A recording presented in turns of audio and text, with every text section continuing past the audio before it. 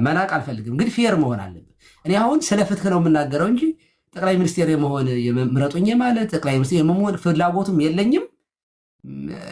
ካህን ስለሆንኩ ለእውነት ነው የምታገለው። አንተ ግን ፖለቲከኛ ነህ፣ ሀሳብህን ሽጠህ ፌር ሆነህ ሙስሊሞችም ስጋት ማትፈጥርባቸው ጴንጤዎችም፣ ምክንያቱም የምትሰራው ስራ ዛሬ ይከተላል እንደ ሸረሪት ድር ታሪክ ይመዘዛል ከወደኋላ። ክርስቲያኖች እየተገደሉ ነው አርሲ ውስጥ። አንድም ቀን ለምን የሚል የሚያስጥል መንግስት አንድ ቀን መግለጫ ወጥተው አያውቁም። ዛሬም ድረስ እየተሳደዱ ነው ያሉት። ፕሮፋይል ያልቀየሩ በጣም ብዙ ልጆች ታያለህ እዚህ ውስጥ ፍትህ ለአርሲ የሚሉ። ይሄ እፎይ ራሱ ነገር ያለኝ ተሳዳጅ ነው። ከሀገሩ ከመንደሩ ከሰፈሩ ባለበት ሁኔታ ወክ የሚያደርግ ልጅ አይደለም። ይሄ በሆነበት እምነቱን ደግሞ የቀረችውን አንድ እምነቱን ፕሮፌሽናል ሰራተኛ መስራት የሚችል የተማረ ልጅ ነው። ዲያቆን አይደለም ይሄ ልጅ ምዕመን ነው። አንተ ራስህ ሊያምህ ይገባህ ነበር። ክርስቲያን ነኝ ብለኸኛል።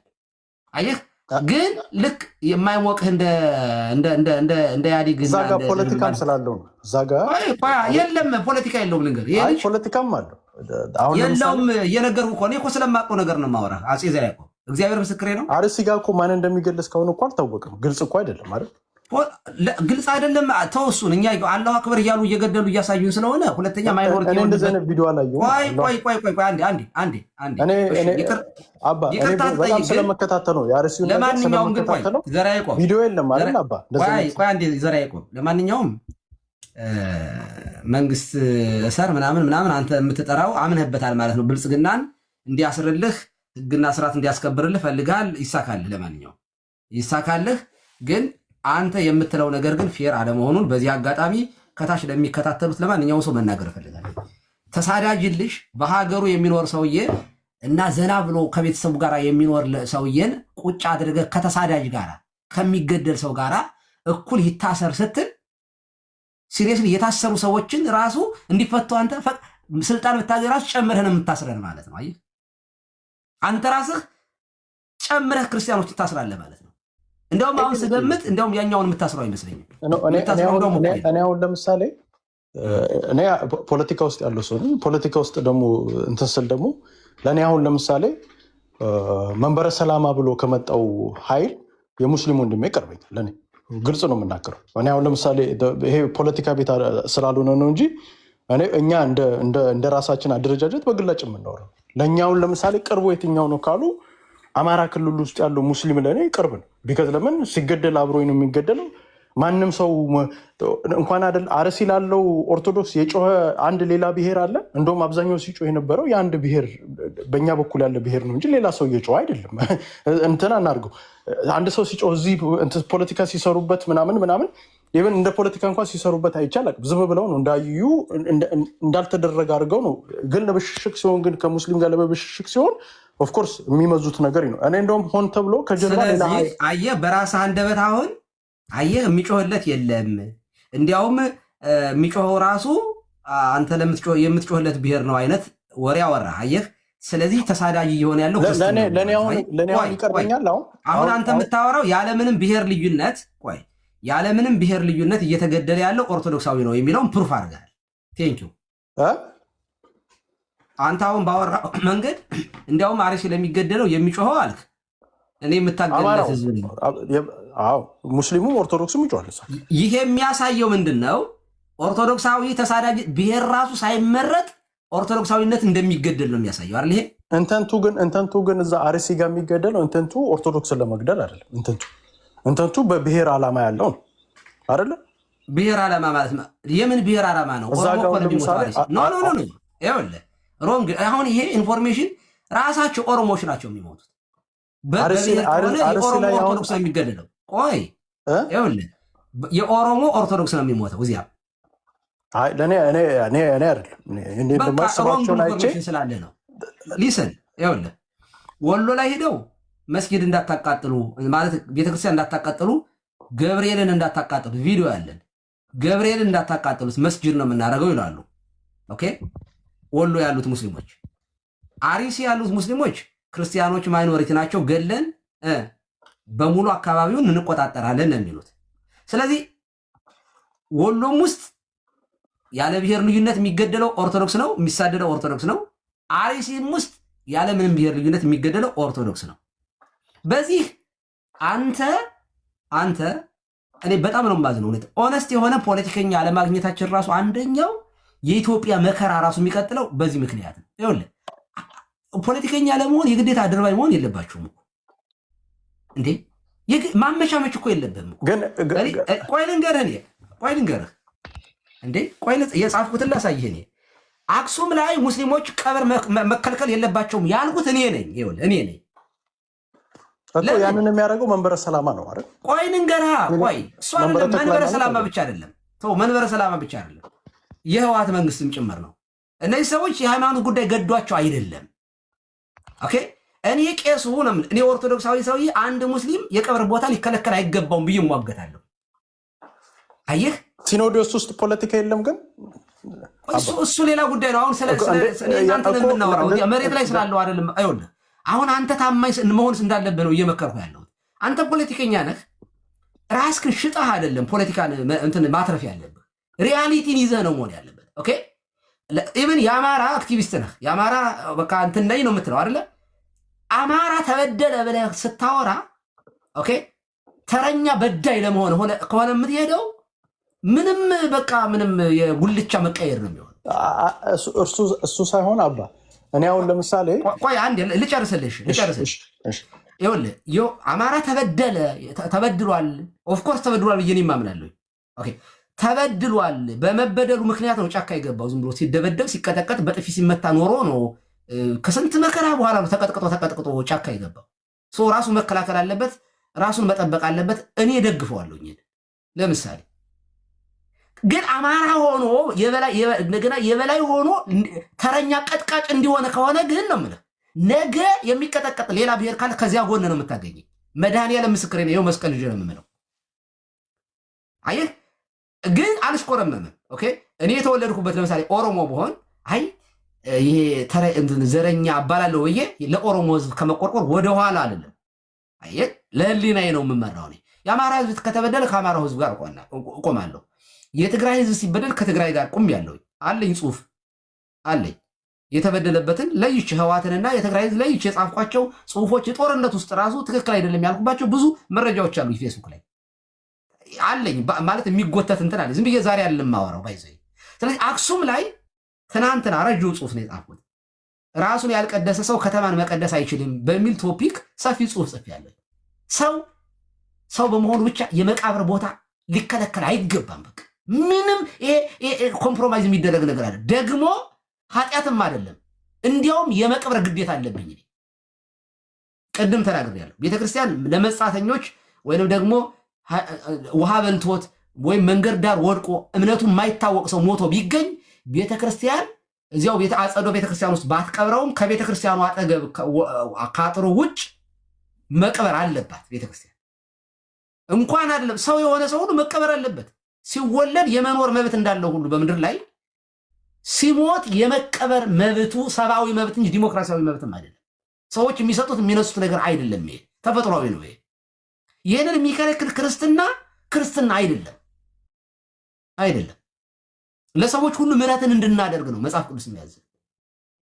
እኔ ይሄን ያህል ፌር ነኝ። አየህ እኔ እዛ ቅድስት ሀገር ምናምን የሚሉ ፖለቲካ ነው፣ ምንም ጥያቄ የለው። አክሱም ሙስሊም ስለተቀበረ አክሱም ጽዮን ከተማዋ አይረክስም። አዲስ አበባ ሙስሊም ስለተቀበረ እንትን ማለት አክሱም ላይ ሙስሊም ስላልተቀበረ ቅድስት የምትሆንበት የተለየ ቅድስና የላትም።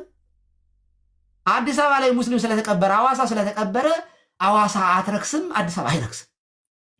ግን ፖለቲከኞች የሃይማኖትን ፖለቲከኞች አሉ እንዳልከው ቅድም ሲኖዶሱን ለሁለት እንግዲህ ቤተክርስቲያኗን የከፈሉ ሰዎች ናቸው ይህን የሚሉት።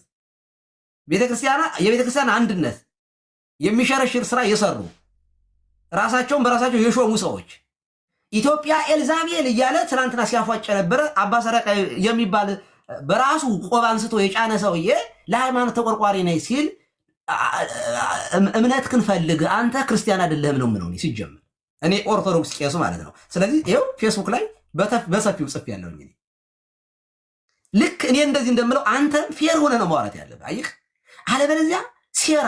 አየህ ለነገሩ የኔ ጄኔሬሽን እንደዚያ ነው። በሴራ ነው የተወለድነው የተጠመቅነው። ልክ ብአዴን ምንድን ነው አንድ ቆይ ዛሬ ስላገኘሁ የመጨረሻ ስላገኘሁ ስሰማህ ነው የኖርኩኝ። አንዳንዴ ቪዲዮዎች ስለሚደርሱኝ ማለት ነው። የተበላሸ ፖለቲካ ስለሆነ የምታወሩ ዛሬ ላጠምቅህ ነው የምፈልገው። እንደ ልብ እሰጥሃለሁ። አፄ ዘርዓ ያዕቆብ አንዴ አንተ የምትከተለውን ፖለቲካ ላሳይህ። ብአዴን የሚባል ድርጅት አለ። ይሄ ብአዴን የሚባለው ድርጅት ስሪቱም ስነ ፍጥረቱም ከማህበረሰቡም ከእምነቱም የተጋጨ ነው። ከማህበረሰቡ ስነ ልቦና የራቀ ነው። እንትን ነው፣ ባንዳ ነው። ከህወሓት በላይ ለአማራ ህዝብ ጠላቱ ማን ነው ቢባል ብአዴን የሚባል ጠላት ነው ያለ። ህወሓት ሁለተኛ ላይ ነው የሚቀመጠው። የሚያስቀጠቅጥ የሚያስደበድብ የህዝቡን መብት የማይጠብቅ ግን ሌባ ኮዳ የሆነ ማለት ነው። ሁለተኛ ደግሞ እምነቱ ከኦርቶዶክስ ውስጥ የወጣ ነው። አብዛኛው ግን ቤተክርስቲያን አይሄድም፣ ፓጋን ነው። ሲሞቱ ብቻ 4 ኪሎ መቃብራቸው ላይ ክርስቲያን ናቸው መቀበሪያ እንዳያጡ ነው። እሱን አምነውበትም አይደለም። ሲሞቱ ግን ፍታት ፍቱ እንባላለን። እኛ አደከሙን እነዚህ ሰዎች በእውነቱ ላይ ጸድቁ። በድፍረት ነው የምናገረው። አንድ ቀን ቤተክርስቲያን የማያውቃት ቤተክርስቲያን እንደውም አከርካሪዋን ሰበርናት እያሉ በአደባባይ ለአጫም ዝርክርክ እያሉ የነበሩ ሰዎች ሲሞቱ እኔ ተስፋ በመቁረጥ ነው የምፈታቸው። ራሱ ፍታት። አየህ፣ ያንን ፖለቲካ እየደገማችሁት ነው እናንተ ራሳችሁ። ለምን በየሰፈሩ ስትር መጠመጡ ነው የምናያችሁ።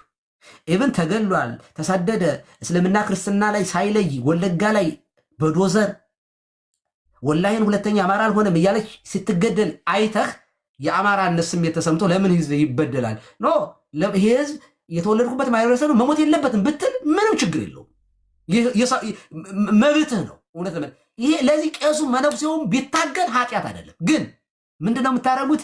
ጎጃምንና ጎንደርን ወሎና ሸዋን እርስ በርሱ በሴራ ስትበታትኑት፣ ስታለያዩት፣ ስታጣሉት ጫካ ውስጥ ኑሮውን፣ ትዳሩን፣ እርሻውን፣ ሞፈሩን ምናምን ጥሎ የገባውን አሜሪካ ተቀምጣችሁ ቢያንስ የተሻለ ኑሮ እየኖርን እኛ የተሻለ እንጀራ እየበላን ለአንድነቱ፣ ለህብረቱ፣ ነፃነት፣ ዲሞክራሲ እንዲመጣ መታገል ሲገባል ቲዮሪ ሰቦን ፎር ላይ በላይ ሆናችሁ ዘመነ ይክድ እንትና ይሄ ሌባ ነው ብአዴን ነው እንትን ይሄ ማን ነው? ይሄ ደግሞ ወሎ ያለው ማን ነበር? ይሄ ምሬ እንደዚህ ይደረግ ስትሉ ነው የምትውሉት። ይሄ ጤንነት አለን በሽታ ነው። ቤተክርስቲያን ብትመጣ ኖሮ እኔ ደብር ብትሆን ኖሮ አንተን ጥሩ አድርጌ እየመከርኩኝ ለህዝቡ እንድትታገል እኔ እፈቅዳለሁ፣ እውነት ለመናገር። ምክንያቱም የተበደለ ህዝብ ካለ እኔ ራሴ እታገልለታለሁ፣ ማለት ቢያንስ ድምፅ ሆነዋለሁ። ለየትኛውም ነው ግን ሳላዳላ። ምክንያቱም እኔ ቤተክርስቲያን ብትመጣ የትግራይ ተወላጅ የንስሐ ልጅ አለኝ፣ የኦሮሞ ተወላጅ የንስሐ ልጅ አለኝ። መድኃኔዓለም ምስክሬ ነው፣ ከልቤ ነው የምነግርህ።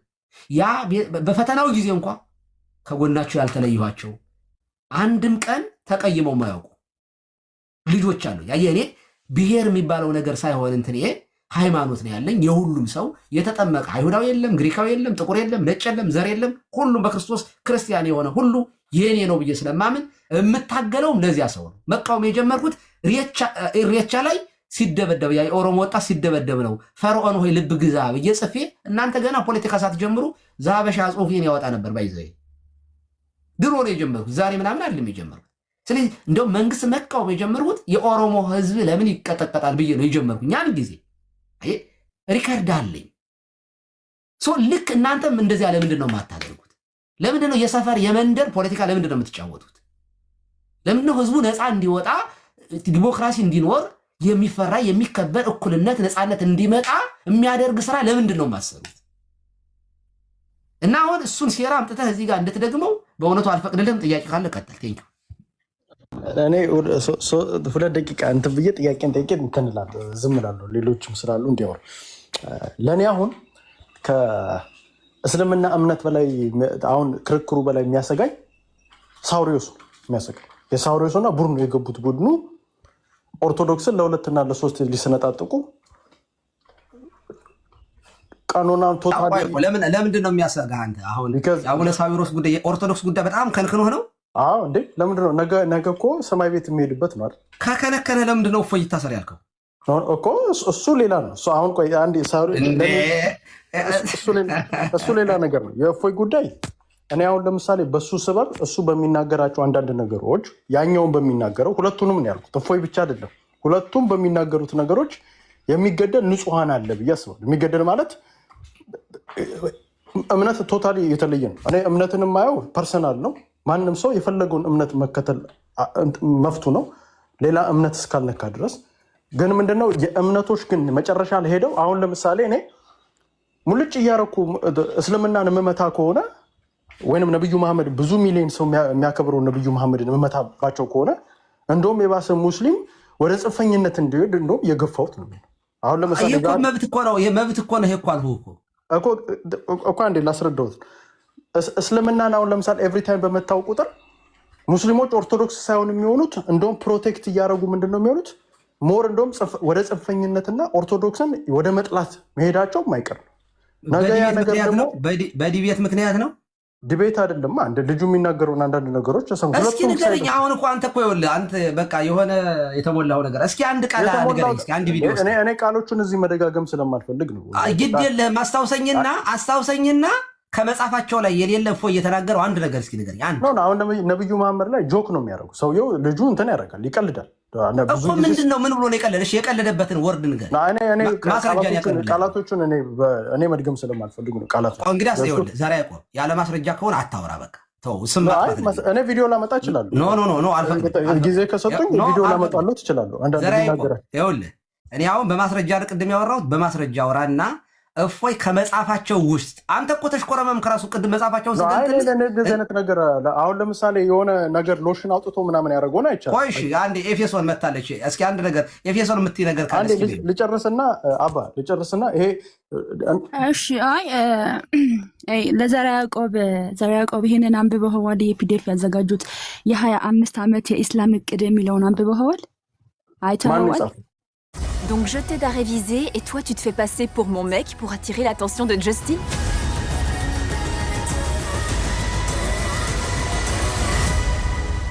Deal.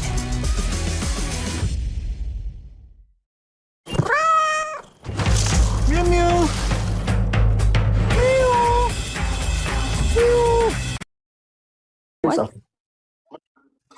በእስላሞች የተጻፈ ወይ ደግሞ በእስላሞች የተጻፈ እቅድ። ኦኬ ይሄንን ፒዲኤፍን ሼር ላድርግና ለሀቅ የምትቆም ከሆነ ጸሐፊው ማን እንደጻፈው ምናምን ሁሉ ነገር ነዋና ዝም ብሎ የተጻፈ አይደለም። ኦኬ ይሄኛው ገብተህ ማለት ነው እቅዳቸውን ምን አዳምጥ ለ25 ዓመት የተቀደ እቅድ ነው። ኦኬ በ1997 የጀመረው የኢትዮጵያ ኢስላም እቅድ ብሎ ነው የሚጀምረው። ኦኬ ይሄንን ፒዲኤፍ ልላክልህ እናንተ ለሀቅ የምትቆም ከሆነ የዛኔ ለሀቅ ትቆማለህ ካነበብከው በኋላ ማለት ነው። ገብተዋል? እቅዳቸው ምን እንደሆነ እዚህ ጋር ዘርዝረው አስቀምጠዋል። ምን ማጥፋት ምን መግደል እንዳለባቸው የት ቦታ መሄድ እንዳለባቸው ኦልሬዲ ዘርዝረው የተቀመጠ ነገር ነው። ኦኬ ይሄን አንብበህ አንተ እውነት ሰው ከሆንክ የዛኔ ለእውነት ቆመህ ማለት ነው። አንዴ ላውራበት። ለእውነት ቆመህ የዛኔ ትመሰክራለህ ማለት ነው። ይሄ ፒዲኤፍ ሶርሱ አይታወቅማ እንዴ? ሶርስ በደንብ ነው የሚታወቀው። እዚህ ላይ ዘርዓ ያዕቆብ እንዴት እናድርግ? አንዴ ቆይ አንተ እንድታነባው ነው። እኔ ዝም ነግሬህ እኔ ዝም ብዬ ማንም ፖለቲከኛ ዘርዓ ያዕቆብ አሁን ይኸውልህ እኔ አላወከኝም ማለት ነው። እኔ ለህሊናዬና ለህሊናዬ ብቻ የምኖር ሰው ስለሆንኩኝ እኮ ሶርሱን አልነገርኩህም። አንተ ቆይ ከእስልምና ፖለቲካ ለማትረፍ ፈልገህ ከሆነ ከእስልምና ለማትረፍ ፈልገህ በክርስትናው በኩል እኔ ሁለተኛ ብአዴን እንድትመጣ ስለማንፈልግ ይህን ልጅ ከዚህ ትግል ውስጥ ማንም ሰው እንዳይከተለው ብዬ አውጅብሃለሁ። አየህ፣ ምክንያቱም ከእስልምና ለማትረፍ የምትሞክር ከሆነ በክርስትናው በኩል የሚገጥምህን ኪሳራ እያሰብክ ነው ማውራት ያለብህ። ይልቁንስ የፖለቲካ ስሌቱን ተውና በቃ እውነት ለመናገር ነገ ልታልፍ ትችላለህ፣ ነገ ልትሞት ሁሉ ትችላለህ፣ አይታወቅም። እግዚአብሔር መቼም ሁላችንም የሚጠራን ንስሐ ግባና እውነተኛ ነው መሆን ያለብህ። አየህ፣ ሙስሊምም ሲጎዳ ለሙስሊሙ ድምፁ ነው፣ ክርስቲያኑም ሲጎዳ ለክርስቲያኑ ድምፁ ነው። እንደገና በብሔር ደግሞ ኦሮሞም ይሁን ትግራይም ይሁን ከተገፉት ጎን ቁም። በቃ እሱ ምን ያደርጋል መሰለህ? እንደነ ማንዴላ እንደዚህ ትልልቅ ለሰብአዊ መብት የተሟገቱ እንደና አብርሃም ሊንከን ለጥቁሮች መብት ጭምር የታገሉ እንደዚህ ያሉ ሰዎችን እግዚአብሔር በሰማይ ስላለ አማይነ ስላልክ እግዚአብሔር እንደዚህ ያለ ሰው ስለሚፈልግ ከፖለቲካው ይልቅ እግዚአብሔር ፊት ለፊት አንተን ሊያመጣ ይችላል። አይህ ከዛ በተረፈ ግን በክርስትና ላይ እየሸቀጡ ክርስትናን እየሸጡ ከሌሎች እምነት እያተረፉ መቀጠል ኖ ሞር እንደዚህ አይቻልም። እኔ ጥያቄ ነው አባ እሱ ሳይሆን